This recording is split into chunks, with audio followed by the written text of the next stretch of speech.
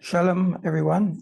I'm making this very short video in a response to another video I received from a marriage counselor, a judge, I think she's called herself, whether she's known as, on Ephesians chapter 5:22. So I'll let it play first, and then I shall go through the comments. If you want to get biblical about it, Ephesians 5:22, it does say, wives, submit to your husbands. But after it says that, what does it say? Husband, submit to your wife. And then after that? I'm listening. You're talking about divine order, not me. Oh, okay. You're very distinct about what the divine order is and what that means. And what I'm telling you, the submission part is dependent on something very deep said after that. And I want to know if you know what it is. It's He doesn't know. Love God as you love. I don't know. You don't know. See, and just say I don't know. That's one thing about being a good leader. A good leader doesn't pretend he knows where he's going when he doesn't. A good leader knows enough to say, hey, I'm confident enough in my own personal self that I can admit to failure, fault, weaknesses, all of that. If you believe yourself perfect, you never improve. And I think that is part of what her problem is with you. I think you're a decent guy, to tell you the truth. But you're just a little confused about what it is to be a man. Let me tell you what it says in Ephesians after all of that. It says 4 times, love her, love her. They say submit once, but they kept repeating, love her, love her. Then they said, cherish her.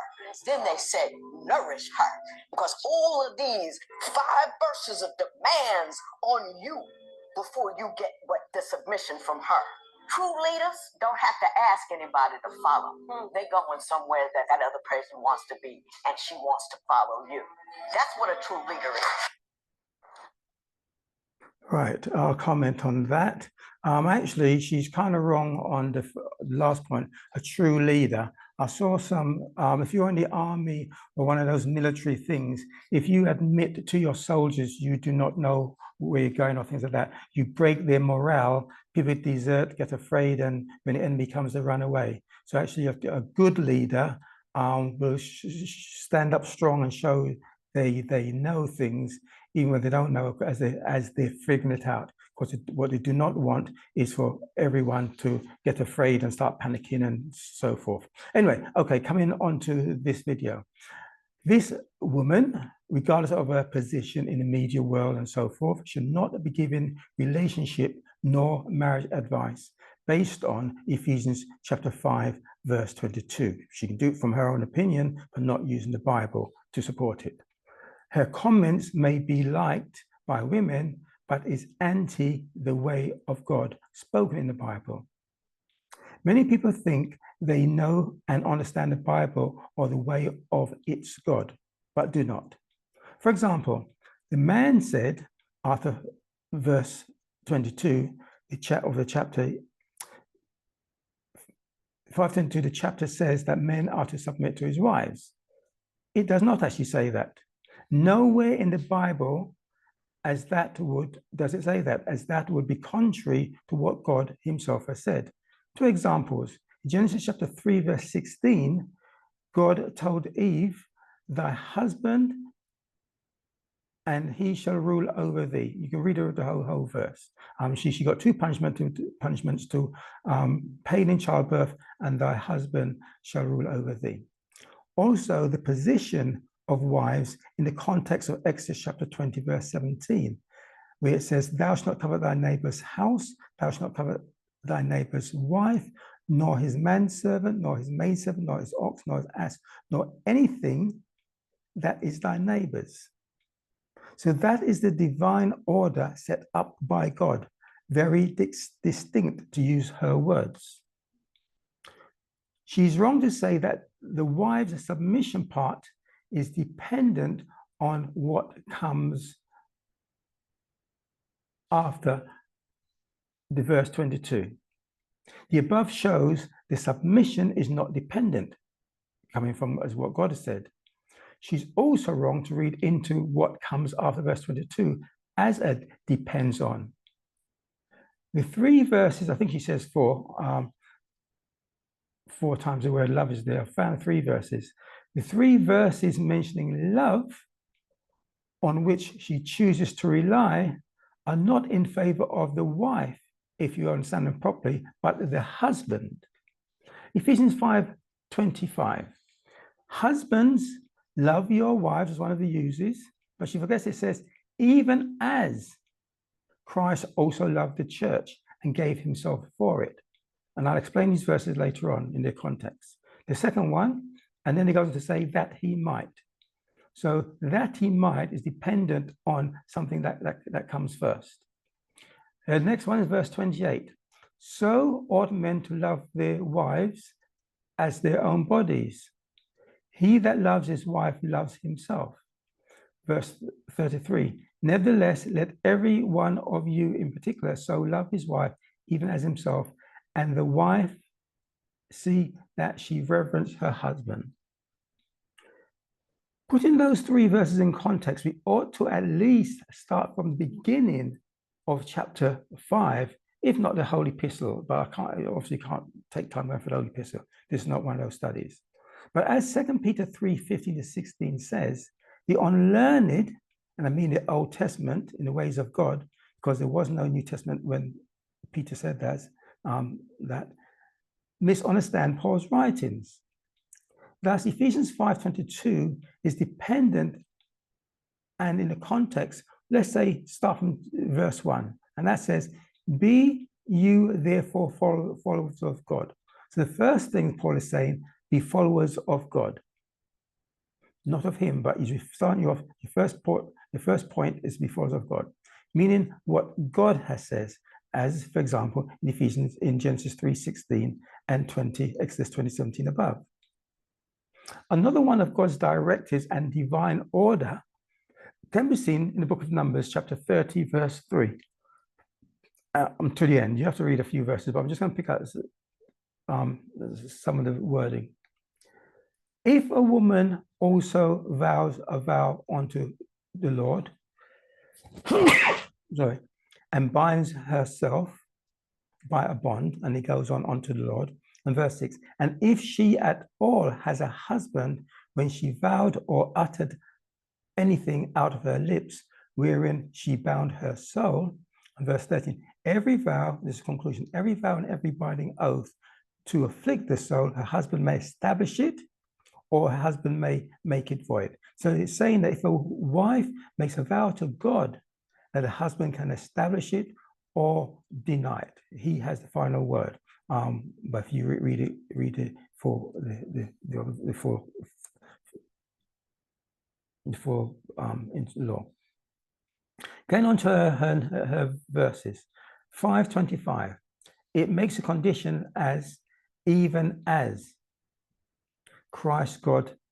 So even as, and it says, so even as God does something, we know Christ is the Son of is God in the human flesh. You see in John chapter 1, verse 1, the word was God and manifest into flesh in verse 14. So really is you say Christ and God can be used there. By saying as Christ as God loved the church. And we see in Acts chapter 7, verse 38, that the church is the congregation of Israel. So if we go back to how did God and Israel, the church, get on, we will see that it was on specific obedience conditions that they, Israel, first had to meet. And we know this, let's say what people call the 10 Commandments, starting from Exodus chapter 20. If you go all the way to Exodus 24, verse 7, it says, and he, being Moses, took the book of the covenant and read in the audience of the people, the church, Israel, and they said, all that the Lord hath said we will do, and be obedient. And when they departed from that, God, was not obligated to love them. And you see this in Exodus chapter 32, verse 10, when Moses went up to the mountain, he came down and Aaron had them dancing and going away from God. God was going to wipe them out. He wasn't any obligation because they had broken all what they said. All that you said we'll do and obey. They broke it, so God was not on the condition anymore. We also see in Ephesians chapter 5, verse 6 and Colossians 3, verse 6, the wrath of God comes on the children of disobedience. So they said they're going to do something, God gave instructions to do, they didn't do it. So God is not obliged to love them or save them. He exercises wrath on them. Thus, it is the husband who loves his wife on the condition of if she submits. She's used the verse in supporting of the wrong person. Verse 28, so ought the man to treat the wife as their own bodies. Now, not only in the medical field does part of one's body have to be cut off to save you, but it is also a Bible teaching. For example, in Matthew chapter 5, verse 29, it says, and if thy right eye offend thee, pluck it out and cast it from thee, for it is profitable for thee that one of thy members should perish, and not that thy whole body should be cast into hell. Verse 30, and if thy right hand offend thee, cut it off and cast it from thee, for it is profitable for thee that one of thy members should perish, and not that thy whole body should be cast into hell. So even your body, you have to deny sometimes. If it doesn't obey you, doesn't do what we're supposed to do. Remember, Adam was punished by being cast out of Eden in Genesis chapter 3, verse 17. Why? It says, because God speaking to Adam, because thou hast hearkened unto the voice of thy wife, and has eaten of the tree of which I commanded thee, saying. So God gave his directive to Adam, the man, the husband, and the wife. He didn't want to do it or didn't follow the instructions, and persuaded the husband, Adam, or in this case, this so-called judge, to depart from God's way. And similar happened to the wisest King Solomon. Through trying to appease his wives, he got cut off, killed. Deuteronomy chapter 13 says similar about listening to wives over the commandments of God. So again, it's the husband love.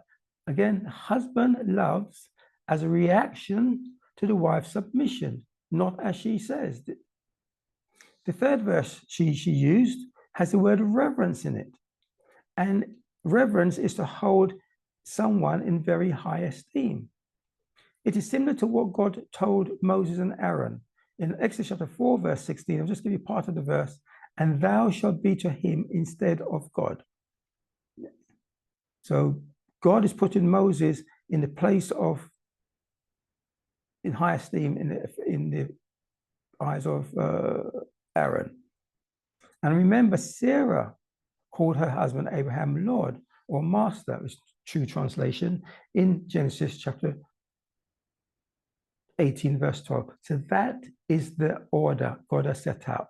If you go by the learned Old Testament and not by misunderstanding of Paul. So thus the unlearned in God's way always seem to rely on misinterpretations of Paul as an attempt to validate their ungodly ways and advice. Paul is not God.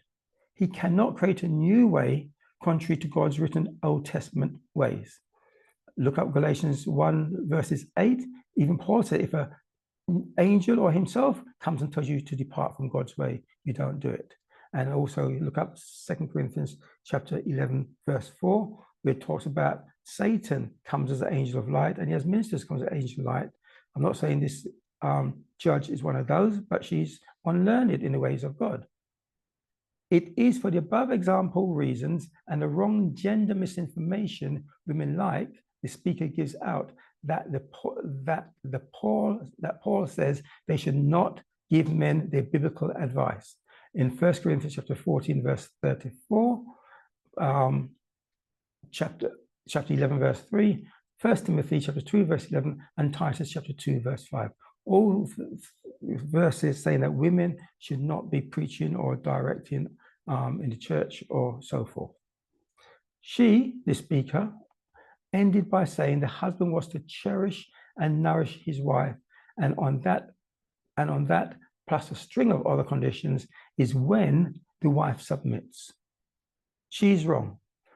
Ephesians chapter 5 verse 29 says, for no man ever yet hated his own flesh, but nourishes and cherishes it, even as, and there's that even as again, the Lord,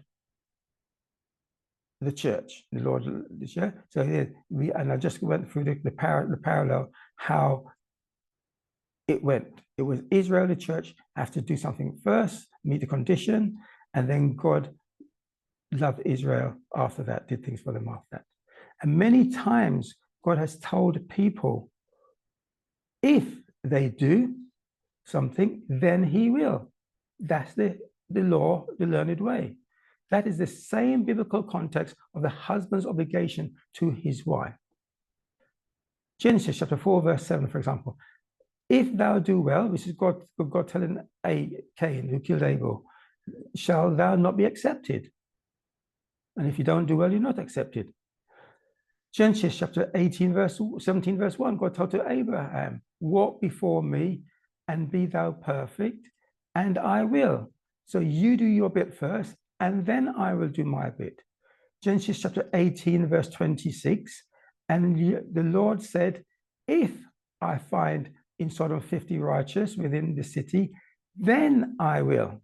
Then I will not demolish it or destroy it. They have to do their bit first. Exodus chapter 19, verse 5. Now therefore, if you will obey my voice and indeed and keep my covenant, then you shall be a peculiar treasure unto me above all people, and then you get my blessings. So that was the relationship between Christ, God, and the church. A final comment. It is wrong advice, as above, from women to women, and sometimes men, that has unbalanced the world of God's way for relationships and marriages. As a result, men are not marrying women because of their attitude and non-submission and so forth. Women, as a result, are having failed relationship after relationship in an effort to get married. Others are remaining childless and not replenishing the world with godly offspring, as God commanded in Genesis chapter 1 and 2, leaving the non-Bible following world to populate it. If some Bible women are fortunate to find a husband, like in the video we just listened to, divorce is rampant due to the lack of authority given to the man and advice and so forth. As a result of that, the children are left to be raised by single mothers who instill in the children her gender biases and so forth. I have seen it over and over. To take heed and return to God's way to save the family and single parent children, and not follow the advice of such advice of women and so forth.